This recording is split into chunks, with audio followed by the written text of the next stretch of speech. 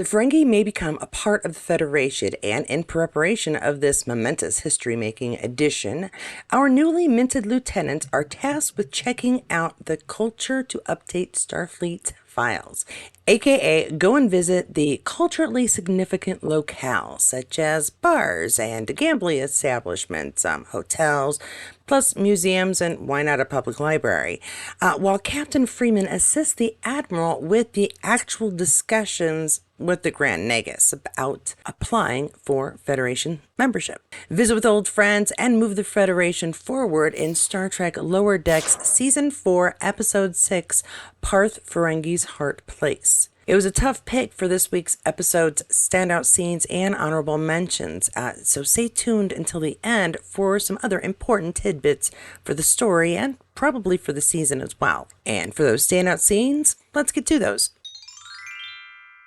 For my first standout scene for this episode, it's going to be Rom playing dumb while Lita takes care of the fine print. It was such a thrill and a pleasure to see Rom and Lita again. One of my favorite couples, not my very favorite, I'll admit, but one of my favorite couples. Seeing them get together on Deep Space Nine was fun. It was a pleasure. I enjoyed the dynamics as Nog got into the situation, calling her Moogie once the wedding was done. Everything about seeing them again was really a fantastic surprise. Mostly because I stay away from the trailer, so I can be surprised. But for us Deep Space Nine fans, it was pretty obvious what Rom was doing. We saw him play stupid for several seasons until he started doing things for his own benefit at the end there, becoming part of the Bajoran engineering team, and then obviously became Grand Negus at the end of the series, which was only fun because it messed with Quark. But it was really a great choice for the moving forward of Ferengi society. And here we see kind of the result of that. Now we've got Ferenginar possibly becoming a Federation planet. And of course, being tested to be sure the Federation could measure up to the Ferengi standards was all part of the ruse. But watching Captain Freeman see right through Rom's little charade and trying to give the admiral advice, it was a great little way to go. Oh yeah, Captain Freeman kind of knows what she's doing. And in the end, it really did work out for everybody. She's the one who proves that not all of Starfleet is easy to pull one over, easy to please. Sometimes they're shrewd, which is what the Ferengi are looking for, at least the Grand Negus, in a partnership these days. My second standout scene is going to be Dr. Megalimo getting blamed for the divorce. Yeah, the untimely divorce of our newest and most lovely couple, Tendi and Rutherford.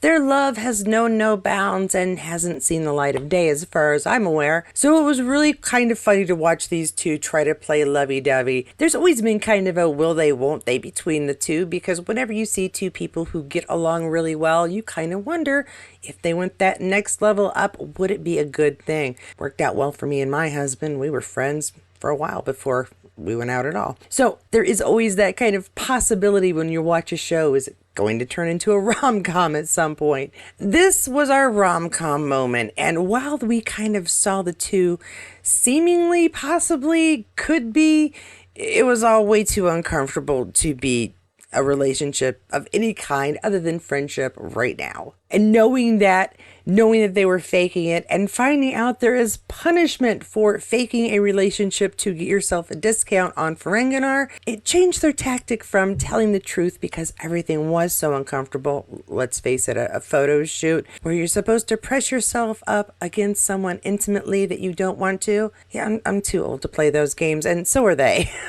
Between the naughty chocolate dinner and the lingerie suggestion, I don't blame them for wanting to tell the truth and get everything over with. But I also don't blame them for lying through their teeth while telling the truth about each other in those don't lie chairs. That was kind of a great moment too. Out of all the things that they had to go through, the big heart room and just everything, ending up having to blame their untimely separation on Megalimo, it was just funny, and I love his reaction. He felt so bad and then went straight for the discount meal.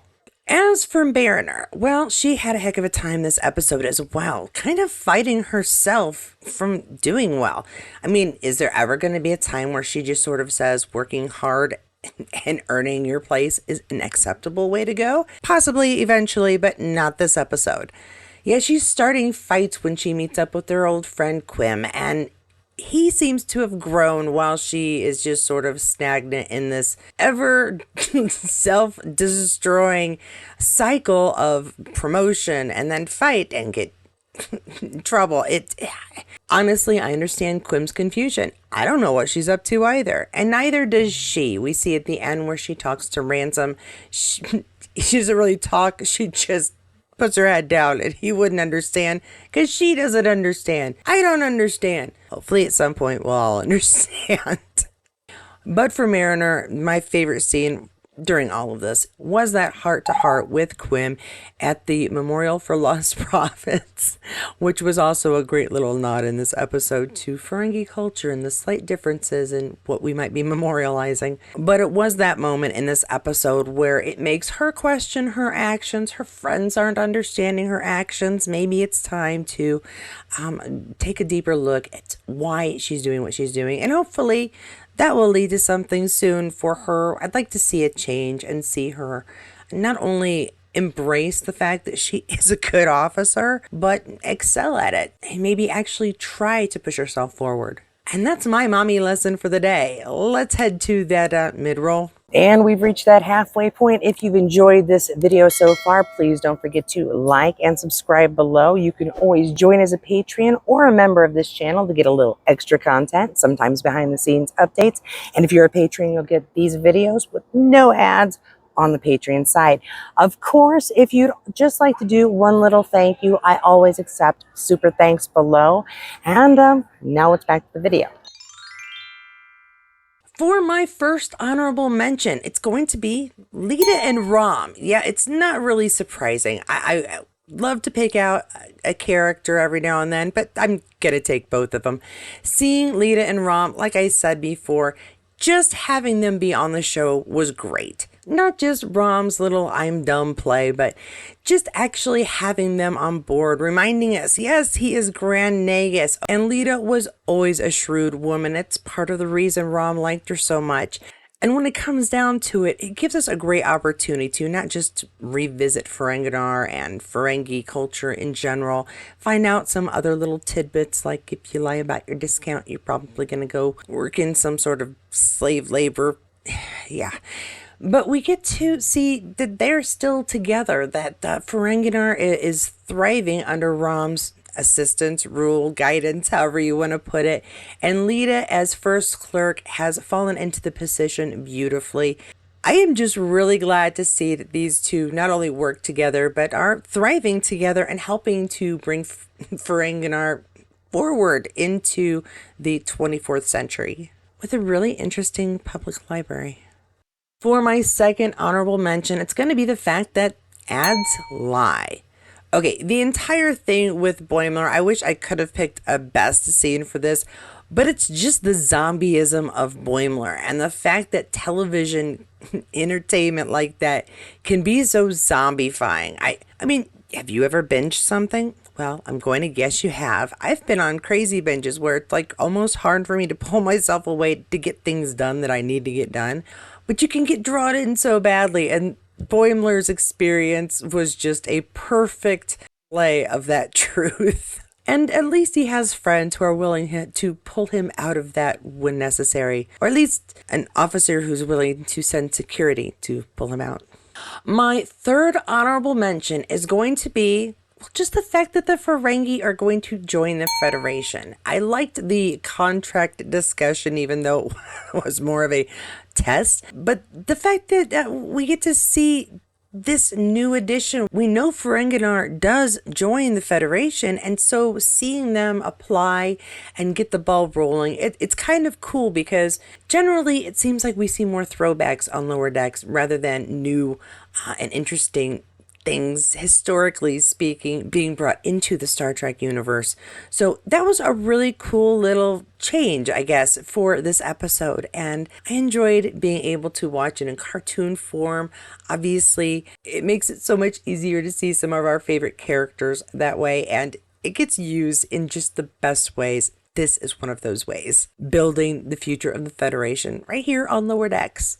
And my fourth honorable mention, the one of those things that just made this episode perfect, it's going to be Kronos, or Kronos if you prefer. Yeah, the addition of the fact that that's the planet that has to be brought in by Ferengi. Go Captain Freeman. It was the perfect choice. It was a funny twist.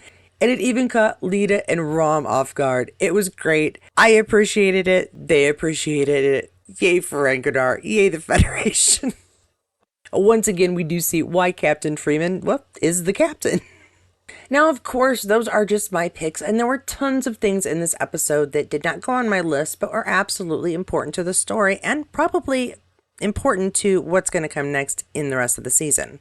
But I do want to say we missed Talin today. She's been pretty prevalent in the series so far this season, and I missed having her around. I would have liked to have seen her reaction to some of the more colorful, culturally acceptable actions of the Ferengi. Even though she probably would have just been observing and taking notes, she's been a really fun addition this season, and I missed her. It was once again very nice to visit yet another Quarks franchise, though this one's slightly different, made as a Starfleet experience. An obvious nod to the Star Trek experience in Vegas years ago, something I didn't get to go to, but I'm not bitter. But I digress. This little nod to our world and how we honor Star Trek in our lives, it was really interesting, and I liked how Tendi, like most of us would, took note of what kind of uniform was being worn. Go nerds.